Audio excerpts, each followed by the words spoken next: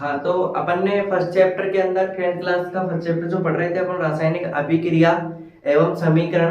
तो उसके अंदर अपन ने रासायनिक अभिक्रियाएं पढ़ ली है, रासायनिक समीकरण पढ़ लिया। लास्ट में अपन ने पढ़ा था उपचयन व अपचयन अभिक्रिया। उपचयन व अपचयन अभिक्रिया के अंदर, उपचयन अभिक्रिया के अंदर ऑक्सीजन का बढ़ना या ऑक्सीजन के परमाणु संख्या बढ़ना, ठीक है, या अपचयन के अंदर हाइड्रोजन का बढ़ना या जुड़ना क्या कहलाता है, अपचयन अभिक्रिया। ये अपन ने समझ लिया था। अब इसके बाद अपन नेक्स्ट जो टॉपिक है वो देखने वाले हैं, उसका नाम है संक्षारण।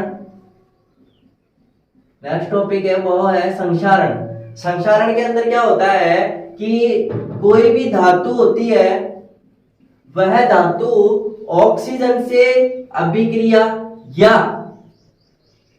नमी आर्द्रता के संपर्क में आ जाती है तो वह संक्षारित होने लगती है।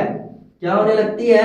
संक्षारित होने लगती है। और वह क्या कहलाता है? संक्षारण कहलाता है। क्या कहलाता है? संक्षारण कहलाता है। यानी कि कोई भी धातु ऑक्सीजन नमी या आर्द्रता के संपर्क में आ जाती है तो वह संक्षारित होने लगती है, तो वह संक्षारण कहलाता है। संक्षारित का मतलब है कि नष्ट होना, गलना, खराब होना, कुछ भी अपन बोल सकते हैं समझने के लिए।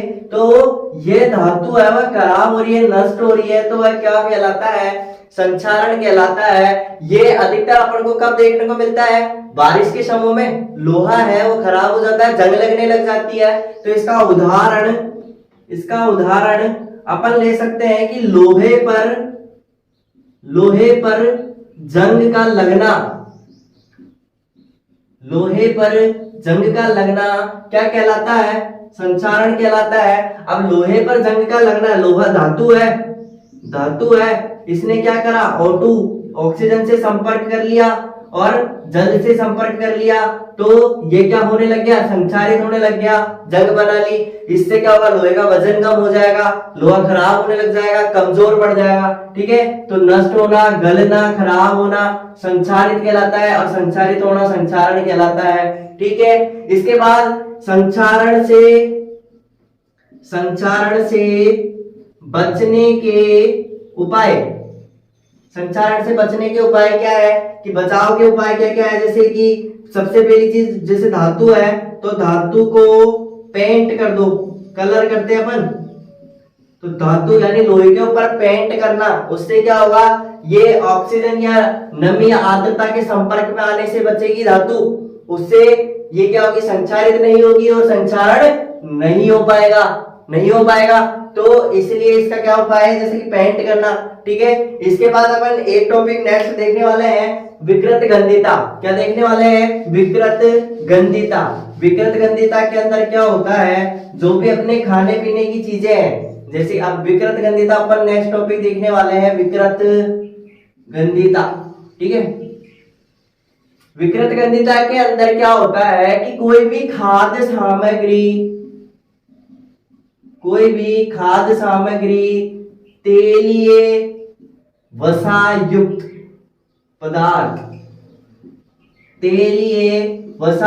पदार्थ ऑक्सीजन के संपर्क में आने से या ऑक्सीकरण होने से वह खाद्य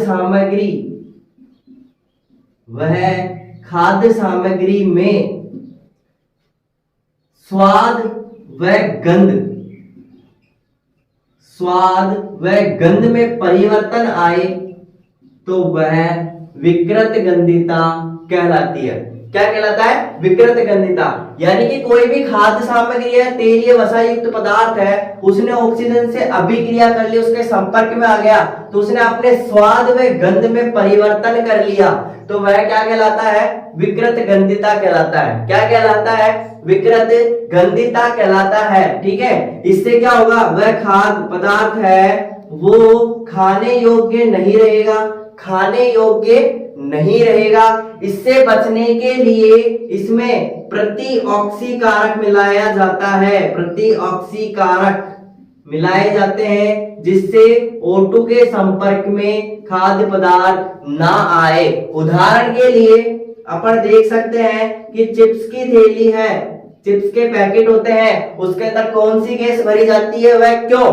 तो उसके अंदर नाइट्रोजन गैस भरी जाती है क्योंकि यह कम क्रियाशील गैस होती है, कम क्रियाशील गैस होती है और यह ऑक्सीजन से अभिक्रिया करने से बचाती है, ऑक्सीजन से या ऑक्सीजन के संपर्क में आने से बचाती है, जिससे चिप्स खराब नहीं होती है, उसका ऑक्सीकरण नहीं हो पाता है और ये खाने योग्य ही बनी रहती है। इसीलिए उस पैकेट के अंदर नाइट्रोजन गैस भरी जाती है।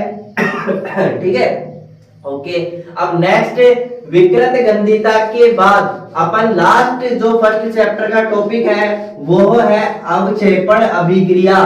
कौन सी अभिक्रिया? अवक्षेपण अभिक्रिया।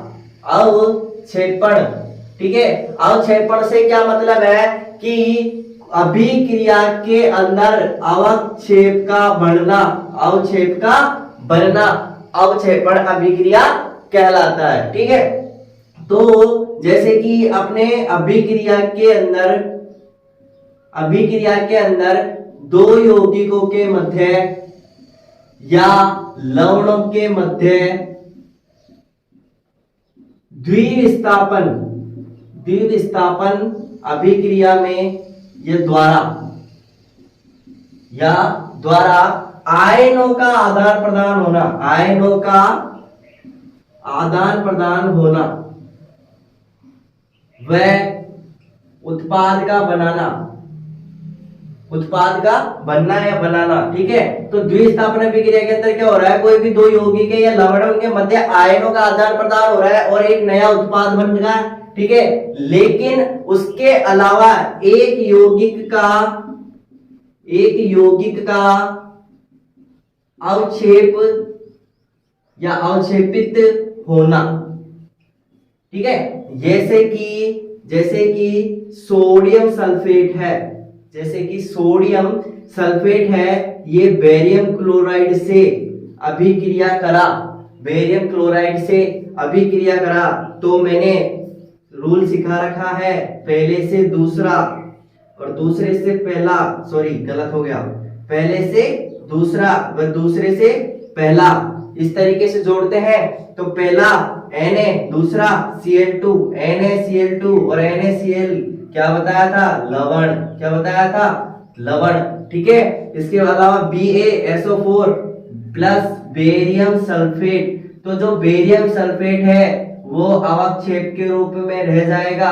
अब ये प्लस होता है, ये माइनस, ये प्लस, ये माइनस, संयोजकताओं के आधार पर तो प्लस माइनस का आदान प्रदान हो रहा है, तो आयनों का आदान प्रदान होने पर अवक्षेप का बनना क्या कहलाता है, अवक्षेपण अभिक्रिया कहलाता है। ठीक है, ये हो गया अवक्षेपण अभिक्रिया। ठीक है, अब इसके बाद फर्स्ट चैप्टर में या सेकंड चैप्टर में काम आने वाले यौगिक या तत्व के नाम अपन देखेंगे जो आपको चैप्टर को समझने में मदद करेंगे। इसके अलावा सेकंड चैप्टर के अंदर भी आपको समझने में मदद करेंगे। वे जो बुक के अंदर दे रखे हैं सिर्फ वही अपन नॉर्मल तत्व या यौगिकों के नाम बता रहा हूं, वो एक बार अपन देख लें। परमाणु नाम, ठीक है। सबसे पहले ले लेते हैं H, hydrogen.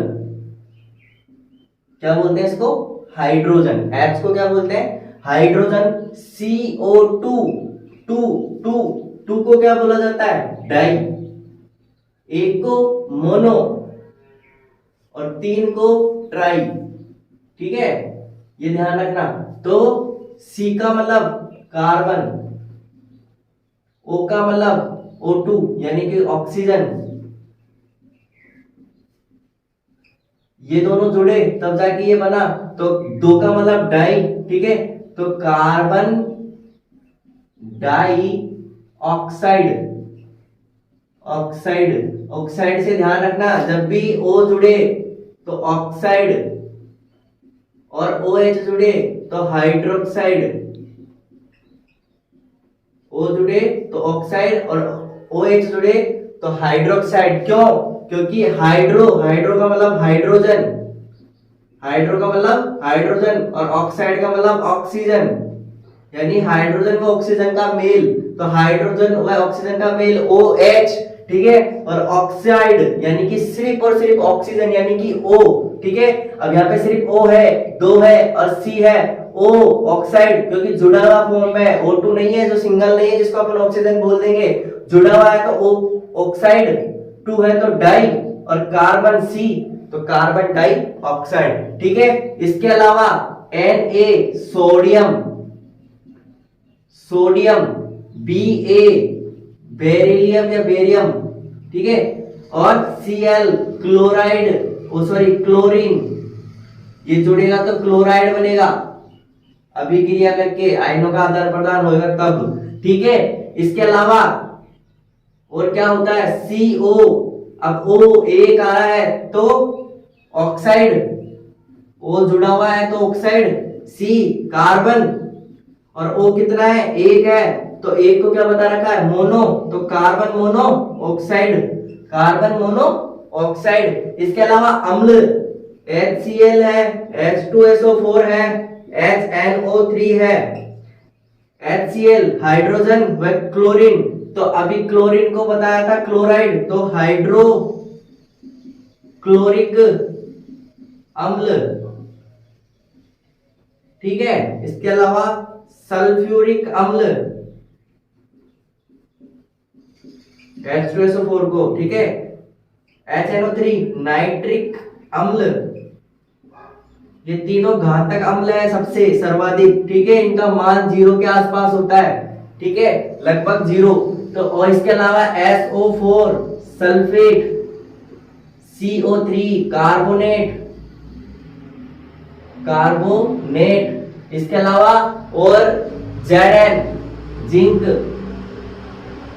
Cu copper, Cu copper, इसके अलावा और क्या रह गया, और Mg मैग्नीशियम, मैग्नीशियम, ठीक है। ये सारे आप लोगों के काम में आने वाले हैं, इन सबको अपन को याद करना है, ठीक है। ये जितने भी लिख रखे हैं उन सबको, इससे कंफ्यूजन कम होगा, और ये जो तत्व लिखे हुए हैं ये सिंबल आप लोगों को समझ में आएगा कि Zn किसको कहते हैं। अगर जिंक बोल दिया और दोबारा जिंक की जगह Zn लिख दिया तो आपको समझ में नहीं आएगा कि Zn होता क्या है। इसलिए Zn zinc, Cu copper, Mg magnesium, इस तरीके से आप लोगों को इनको याद करना पड़ेगा। अगर हो सके तो आवर्त सारणी के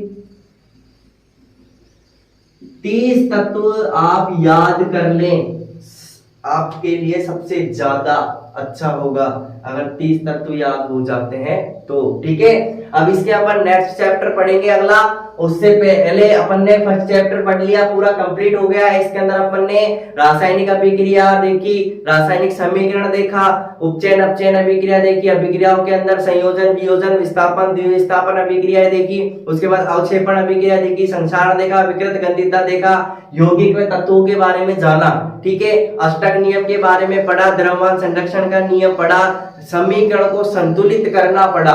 ये सारे जितने भी टॉपिक्स थे इनको सबको अपन ने एक बार पढ़ लिया है। अब इसके बाद अपन नेक्स्ट चैप्टर स्टार्ट करेंगे और उसके अंदर इन तत्वों के बारे में पढ़ेंगे और किस तरीके से ये एक दूसरे से अभिक्रिया करके क्या बनाते हैं वो भी अपन पढ़ेंगे, ठीक है।